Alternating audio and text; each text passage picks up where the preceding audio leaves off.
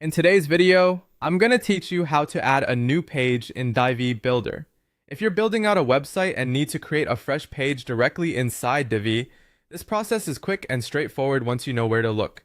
I'll walk you through it clearly so you can follow along and create your page with confidence.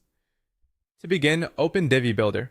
Once you're inside the Builder interface, direct your attention to the left-hand side panel. This is where you'll find the navigation and management tools needed to handle your site content. On that left side panel, click on Page Manager. This area is designed to help you organize and manage the pages within your site.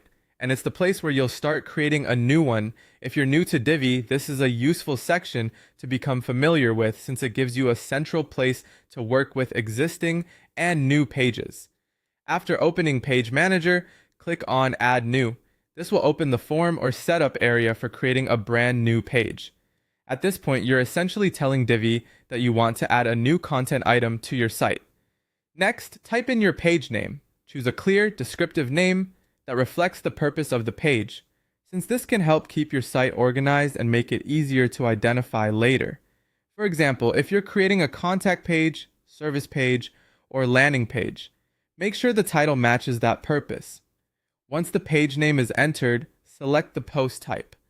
This setting tells Divi what kind of content you're creating.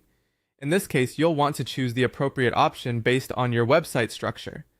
If your goal is to create a standard website page, make sure the post type matches that. After that, select the post status. This determines the visibility or publishing state of the page.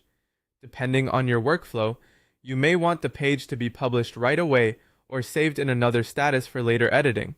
It's a good idea to double check this setting so the page behaves the way you expect after creation.